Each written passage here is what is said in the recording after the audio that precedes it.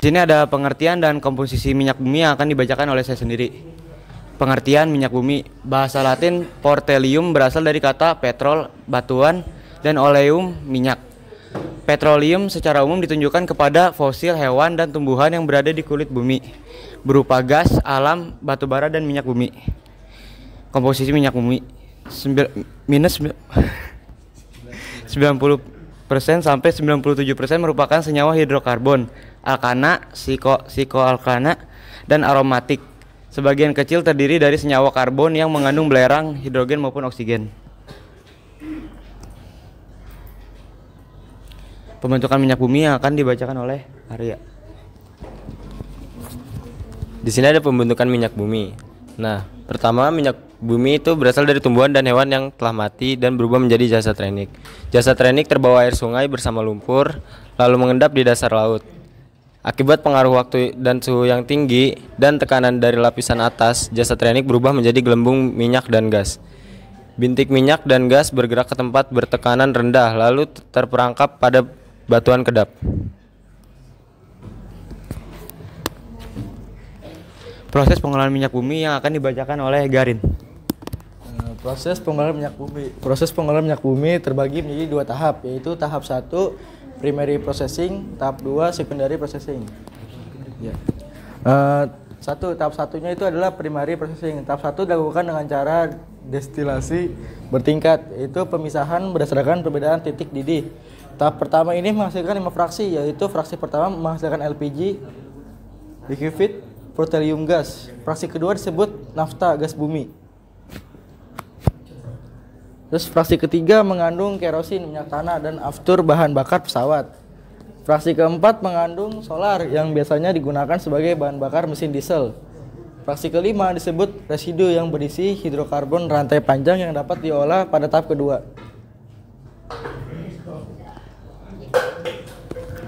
Tahap kedua akan dibacakan oleh Fikri. Pada pengolahan minyak bumi tahap kedua dilakukan berbagai proses lanjutan dari hasil penyulingan pada tahap pertama. Proses-proses tersebut meliputi 1. Perengkahan atau cracking. Pada proses perengkahan dilakukan perubahan struktur kimia senyawa-senyawa hidrokarbon. Kedua, proses ekstraksi. Pembersihan produk dengan menggunakan pelarut sehingga didapatkan hasil lebih banyak dengan mutu lebih baik. Ketiga, proses kristalisasi. Proses pemisahan produk-produk melalui perbedaan titik cairnya. Dan yang terakhir, pembersihan dari kontaminasi treating. Pada proses pengolahan tahap pertama dan tahap kedua sering terjadi kontaminasi atau pengotoran. Kotoran-kotoran ini harus dibersihkan dengan cara menambahkan soda kaustik atau NaOH, tanah liat atau hidrogenasi. Nah, di sini ada tabel fraksi. Nah, yang pertama itu ada gas, jumlah atomnya 1 sampai 4. Titik didihnya minus 160 sampai 30 derajat Celcius. Berfungsi sebagai bahan bakar LPG, sumber hidrogen. Yang kedua, ada petroleum ether. Jumlah atomnya 5 sampai 6. Titik didihnya 30 sampai 90 derajat Celcius. Berfungsi sebagai pelarut dan binatu kimia. Yang ketiga ada bensin atau gasolin. Jumlah atomnya 5 sampai 12. Titik didihnya 70 sampai 140 derajat Celcius. Kegunaannya sebagai bahan bakar kendaraan bermotor. Yang keempat ada nafta atau bensin berat. Jumlah atomnya 6 sampai 12. Titik didihnya 140 sampai 80 derajat Celcius. Kegunaannya sebagai pembuatan plastik, karet sintetis, deterjen, obat, cat, serat sintetis, dan lain sebagainya.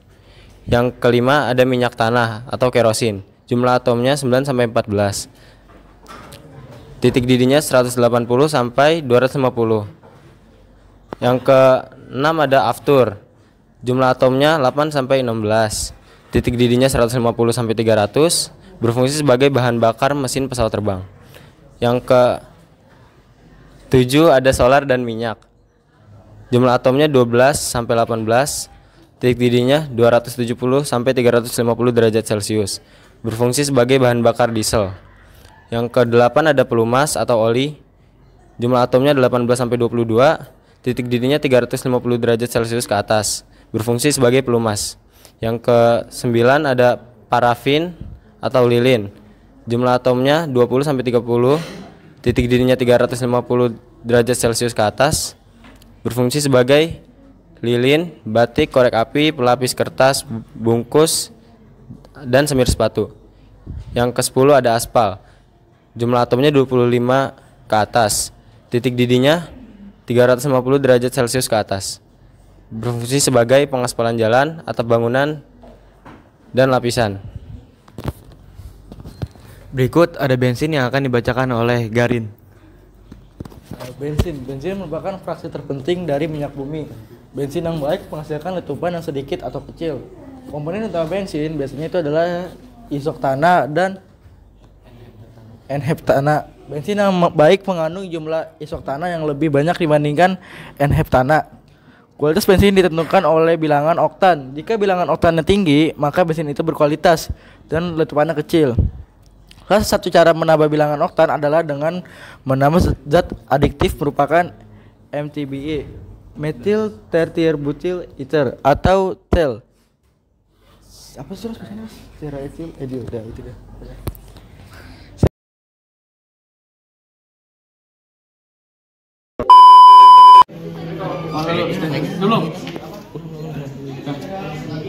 Saya izin bertanya.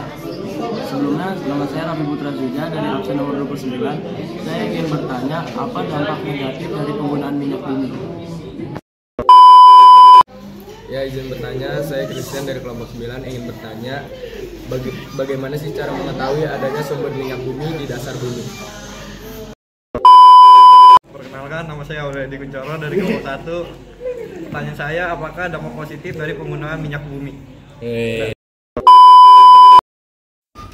Saya akan menjawab pertanyaan dari Raffi. Dampak negatif penggunaan minyak bumi adalah pencemaran lingkungan, pemanasan global, dan perubahan iklim.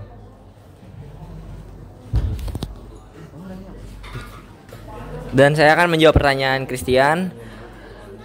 Cara mendeteksi minyak bumi cara mendeteksi adanya minyak bumi di dasar bumi adalah dengan cara geologis dengan menggunakan pencitraan satelit dan analisa permukaan batuan. Tadi dari pertanyaan Aul itu adalah apa sih dampak positif dari penggunaan minyak bumi? Minyak bumi juga banyak dimanfaatkan sebagai gas cair seperti gas LPG untuk masak. Manfaat minyak bumi ini juga bisa mendukung industri petrokimia juga seperti pupuk urea, serat pakaian, kosmetik, cat lilin, hingga karet nilon. Sekian presentasi dari kelompok kami. Wassalamualaikum warahmatullahi wabarakatuh. I bring it back, make it clap. I got 3 old thoughts, new block.